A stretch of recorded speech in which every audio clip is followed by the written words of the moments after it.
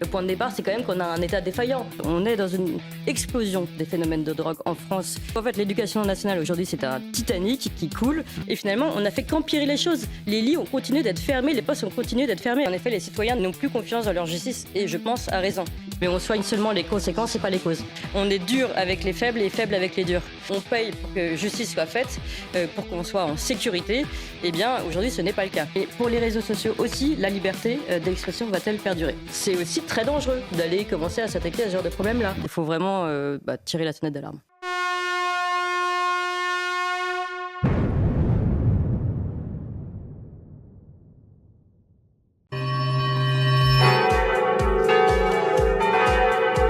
La matinale top 5, 8h-10h, à la volée. Et notre invité est François Cereza, journaliste, romancier, essayiste. Il a fondé, dirigé et dirige depuis 2008 le mensuel de l'actualité romanesque. Ça commence bien, ce panache, le service littéraire. Et aujourd'hui, nous présente ce livre Dictionnaire égoïste du panache français aux éditions Le Cherche Midi. Bonjour François Cereza. Bonjour. Et merci beaucoup d'être avec nous et merci de célébrer le panache français. On en a bien besoin aujourd'hui. Et avant de commencer, avant de vous donner la parole, je vais vous citer quelques extraits de votre introduction où vous célébrez ce panache. Vous commencez comme ça. Le panache est une maladie française. Pour en avoir, il faut aimer la pratique et détester la théorie. Si l'on prenait cela à la légère, on dirait, à l'instar d'Alexandre Vialat, que comme la femme, il remonte à la plus haute antiquité. Mais le panache, c'est du sérieux. J'aime bien le mais après, comme la femme.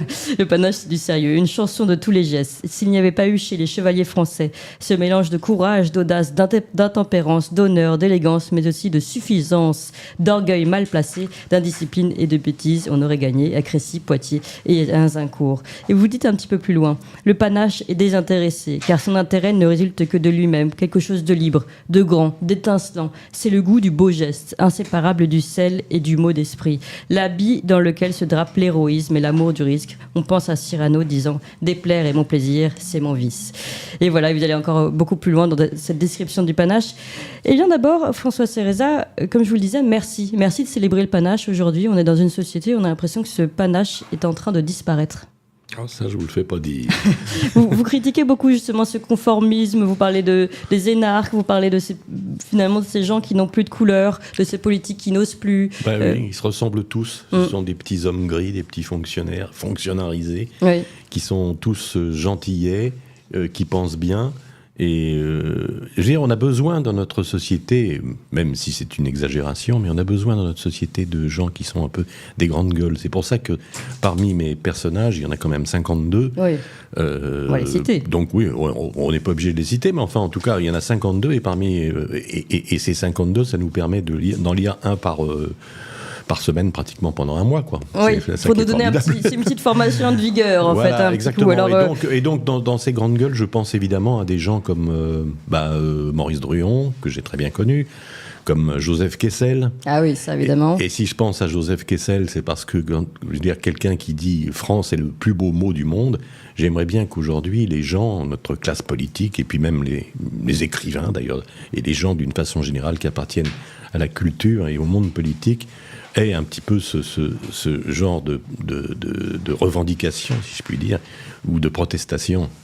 France est le plus beau. Il faut savoir l'illustrer, ça. Il faut savoir l'illustrer. Il faut savoir l'illustrer comme l'ont illustré justement certains chevaliers dont vous parliez au début, puisque j'en parle dans mon introduction. Je précise quand même que finalement la guerre de 100 ans a été gagnée par les Français. Bah oui, on connaît la fin de l'histoire. À Castillon, et que ce qui est très amusant, c'est que vous savez qu'à chaque fois qu'ils ont pris une dérouillée, ces chevaliers, parce qu'ils couraient sur leur pied-taille pour aller plus vite sus à l'ennemi, Montjoie, Saint-Denis, eh bien, ils se retrouvaient confrontés aux archers anglais qui les massacraient.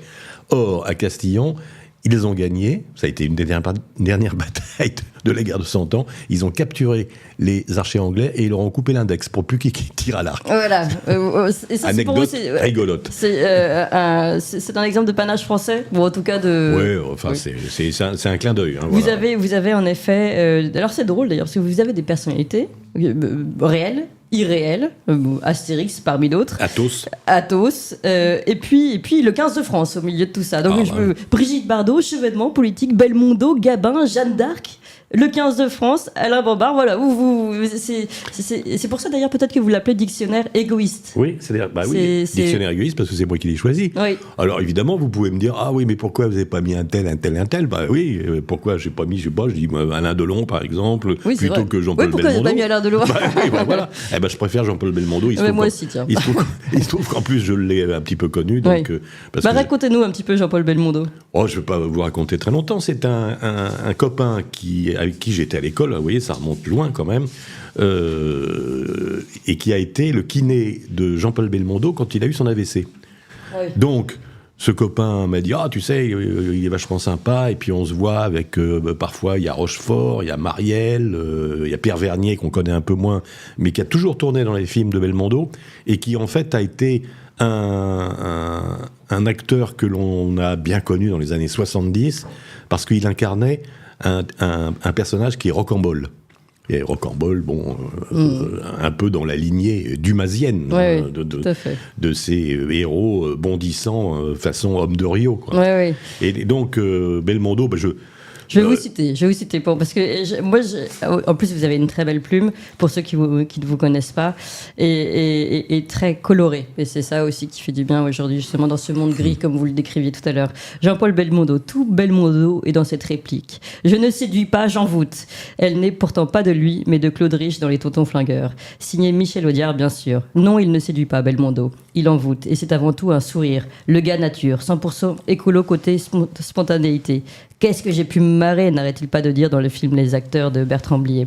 Oui, il s'est marré. Avec lui, pas de résilience. Il fonce à toute blinde, il a toujours grillé les feux rouges de la bien-pensance. Le qu'en dira-t-on, il s'en fout. C'est pourtant un garçon bien élevé, un fils de bonne famille, pas un prolo ou un voyou. L'ancien élève de l'école alsacienne donne dans le burlesque raffiné, dans la cascade en calbar, dans la mégalomanie cabossée. Voilà Jean-Paul Belmondo, le début de son texte. Vous savez, en fait, ce qui est assez amusant, puisque tout à l'heure on parlait de cinéma, on parlait d'Alain Delon et Jean-Paul Belmondo, qui ont été les deux grandes stars finalement du cinéma français. Belmondo est toujours passé un peu pour le, j'allais dire, c'est pas désagréable, mais pour le prolo, pour le mec avec le blouson de cuir. Alors qu'Alain Delon, au contraire, est toujours passé pour un seigneur. C'est le physique aussi qui fait ça.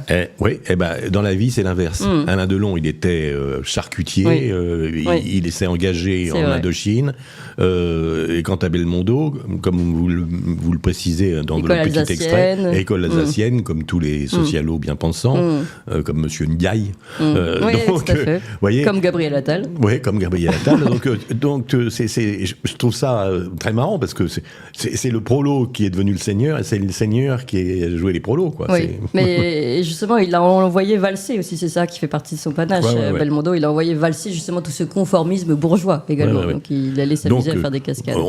Ça n'a pas grand intérêt parce que tout le monde, évidemment, peut se dire qu'il a connu Belmondo puisque c'est comme si c'était un ami de la famille. Il se trouve que moi, je l'ai un petit peu connu. On a déjeuné ensemble grâce à ce copain Patrick. Et évidemment, il était un peu diminué. Et c'était en fait 8 mois ou 1 an avant sa mort. Ouais. Et j'étais évidemment sous le charme. Ça restait encore le personnage. Oui, et lui d'une grande gentillesse, vraiment. Pas du tout la star, quoi. Mais il se trouve que j'ai connu aussi Catherine Deneuve, avec qui on a dîné plusieurs fois, et c'est la même chose. Jamais ces gens-là disent « Ah moi, j'ai fait ceci, moi j'ai tourné ça ». C'est à ça qu'on reconnaît les grands, normalement. Pas une seule fois, contrairement au Minus Abins qui la ramène sans arrêt. Exactement. En parlant de Minus, j'aime beaucoup aussi votre présentation, que je connaissais beaucoup moins, d'Alain Bombard, navigateur, et vous dites, en cette période d'eau trouble, les navigateurs du CAC 40, PDG et grands patrons, énarques et polytechniciens, riches et vulgaires, propriétaires de grands voiliers, se la pètent. Ils naviguent, ils ont du démanilleur à revendre, du lof pour lof en réserve. C'est une manie. On fait de la voile, on fait des régates, on fait des traversées.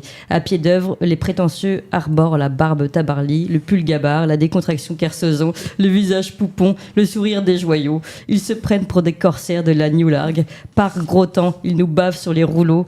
En 1968, Bernard Moitessy, le vagabond des mers du Sud, le premier homme à boucler le tour du monde à la voile, qui détestait la pipolisation et qui avait écrit La longue route, déclarait « La course à la voile est une insulte faite à la mer ». Et voilà, vous parlez d'aventure en mer, de la vraie, de l'historique, celle qui revient au temps historique où il n'y avait pas de GPS et pas de millimétrisation ou de médiatisation justement de ces courses. Et vous avez bien raison. Bah oui, j'ai raison. Vous savez, il y a une phrase de Flaubert qui résume un petit peu ce que vous dites. Les mots ne manquent jamais quand on possède l'idée. Moi, j'avais l'idée, et donc les mots sont venus tout seuls. J'ai eu du bol. Oui, non, mais c'est vrai que là encore, finalement, à travers, mais c'est ça qui est agréable dans votre livre, c'est un livre qui est très plaisant à lire. Ce sont des personnages qu'en plus on est content de découvrir, de redécouvrir. Certains sont éminemment connus, mais d'autres un petit peu moins. D'autres un peu moins. Et puis d'avoir ces anecdotes et puis votre plume dessus. Mais voilà, c'est du positif puisque vous célébrez le panache. Mais à côté de ça, évidemment, en célébrant le panache, il y a toute une critique de la société actuelle. Vous l'avez dit, aujourd'hui, on a ces voyageurs de grand luxe qui se la ramènent en plus et qui sont médiatisés. Donc, voilà. Bon, enfin, ce n'est qu'un épiphénomène parmi toutes les choses qu'on peut observer et qui sont agaçantes. C'est une sorte de poil à gratter permanent quand on regarde la télévision. Comment vous expliquez d'ailleurs cet affadissement du monde Oui, je sais pas. Vous savez, déjà, ça avait été dit par Clémenceau, qui fait partie de mes personnages, qui disait la France est un pays fertile, on y plante des fonctionnaires et il y pousse des impôts. C'est exactement ça, quoi. C'est vrai que ça pousse bien. Ouais. Hein. Et lui, il était ce qu'il était. C'est vrai qu'il a fait tirer sur les ouvriers à un moment, et on lui en a voulu, mais c'était un type authentiquement républicain. Parce que je ne sais pas si vous avez remarqué, maintenant, quand on regarde la télévision, quand on écoute les informations, il ne se passe pas 5 minutes sans que tous ces minusabins, je le répète, de la politique, disent mais la République. La République, c'est moi. Je veux dire, on pense évidemment à monsieur Mélenchon qui... La République, c'est moi. La République, c'est moi. En vociférant, haineux comme 36. Non, ça, c'est... Je veux dire, moi, je suis un nostalgique de la Révolution française, puisque ces gens se réclament des sans-culottes. En fait, ce sont des sans-culottes qui s'apparentent à des pantalons. Pantalons, vous savez, c'est un héros, c'est un personnage grotesque de la commedia dell'arte. Donc, c'est amusant, évidemment, d'accoler sans-culottes et pantalons. Oui, tout à fait. Je pense à eux. Non, moi, je suis je pense, comme je vous dis, un nostalgique de la Révolution, même si je connais les excès de Robespierre et de Saint-Just, puisque dans mes personnages, il y en a un que j'aime beaucoup, c'est Danton, parce que je trouve que c'est un personnage, je veux dire, le gars quand même qui, au moment de mourir, vous imaginez, au moment où on va vous couper la tête, il s'adresse au bourreau et il lui dit « Bourreau, tu montreras ma tête au peuple, elle en vaut la peine. Putain, il faut avoir des couilles, c'est le moins qu'on puisse dire. Il y en a une autre qui avait des couilles et qui est alors que Robespierre, lui, il n'y en a pas beaucoup, à tel point d'ailleurs que Danton dira « Je lègue mes jambes à Couthon, qui était un paralytique méchant comme un sang de clou, et je lègue mes couilles à Robespierre. » Ça, c'est beau. Ouais. Voilà. Bravo à lui. Vous citez Jeanne d'Arc également, quand même, bien dans sûr, le panache français. Évidemment, parce qu'il ne faut pas qu'elle soit l'otage ou prisonnière du Front National. Je pense évidemment à l'époque de Jean-Marie Le Pen. Jeanne d'Arc, c'est une héroïne française qui a d'ailleurs été célébrée par les révolutionnaires, et notamment par ce qu'on appelait les montagnards jacobins, c'est-à-dire quand même l'extrême gauche et jusqu'au 19e siècle. C'est ensuite que Jean-Marie Le Pen... Oui, il y a toujours eu des récupérations. Oui, comme si maintenant Jeanne d'Arc était considérée comme, je sais pas, comme une fasciste, alors que c'est elle qui a bouté l'anglais hors de France. Hors de France, bien sûr. Ça nous fait penser à la bataille de Fontenoy. Messieurs les Anglais, tirez-vous les premiers.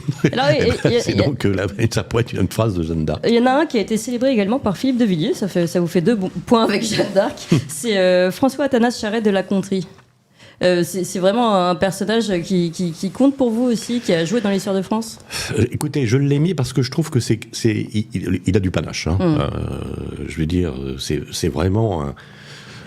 Il est mort à 33 ans, l'âge d'un Christ vendéen, lâché par tout le monde, assailli par les Bleus, par les révolutionnaires, qui avait envoyé, c'est la Convention qui avait envoyé beaucoup de gens, des serial killers d'une certaine façon, des généraux républicains. Dieu sait qu'encore une fois, moi, comme je vous le disais, je suis républicain et nostalgique d'une certaine idée de la République. Oui, mais là, vous célébrez le panache, là, donc il peut y en avoir dans tous les camps. Vous savez qu'on dit toujours, est-ce que c'est vrai, est-ce que c'est pas vrai que la guerre de Vendée, ça a quand même fait 200 000 morts, et peut-être plus, ça fait quand même beaucoup. Et je veux dire, on pense par exemple à Carrier, qui a été envoyé à Nantes et qui célébrait le mariage républicain, c'est-à-dire qu'il vous prenait, vous, avec votre fiancé, et vous attachait tout nu et vous foutez à l'eau, dans la Loire. Et donc, évidemment, c'était les noyades.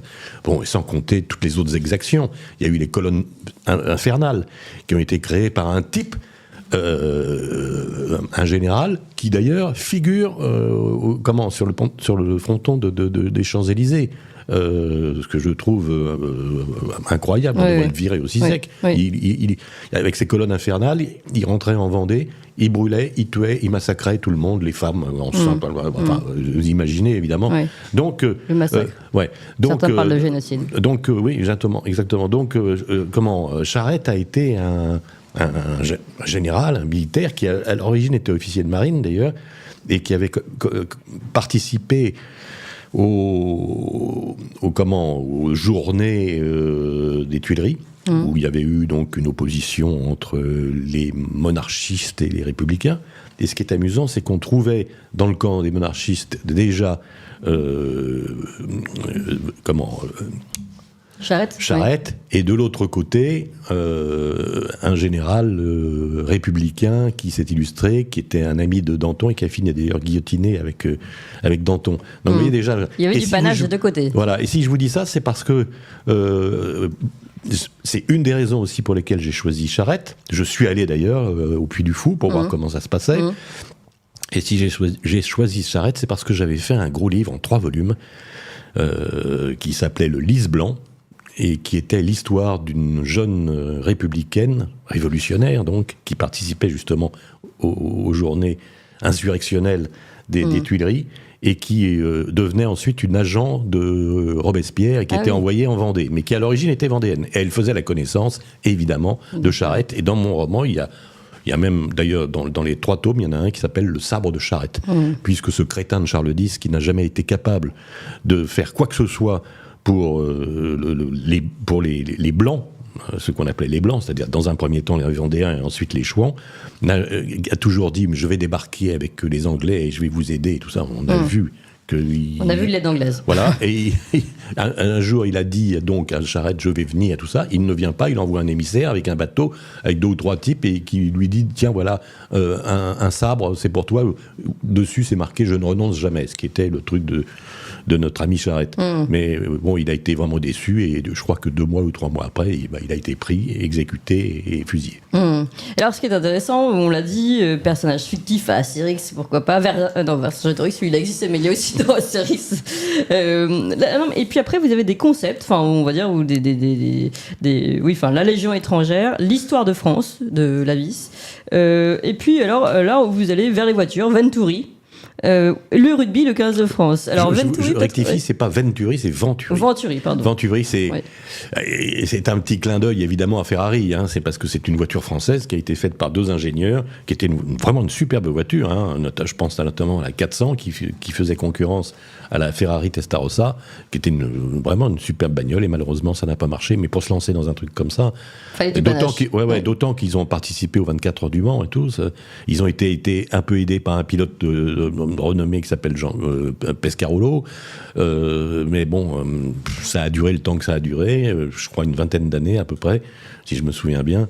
Et malheureusement, ensuite, c'est une question de moyens. Vous voyez bien en Formule 1 combien tout ça coûte. C'est des fortunes. C'est des fortunes. Mais c'était un petit moment de gloire. Ah ouais. Et puis il existe toujours de ces voitures. On peut en acheter d'occasion, etc. Dans votre description du panache, il y a ce côté un peu la gloriole, enfin la gloire, et l'humour en même temps, l'autodérision. C'est ça qui est intéressant. Enfin le sourire, on va dire. C'est vous savez, c'est presque un pléonasme de dire le panache français. Oui. Oui, parce que les Anglais n'ont jamais eu de panache, les Allemands n'en ont pas, ils n'en auront jamais. Ce sont des gros lourds.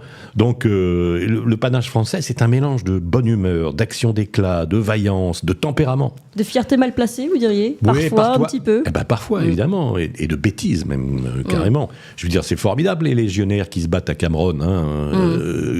Ils sont 50 contre 3000 contre 3000 Mexicains. Oui, bravo, mais tout ça, c'est pour clamser, et ensuite ensuite le Mexicain rende les armes,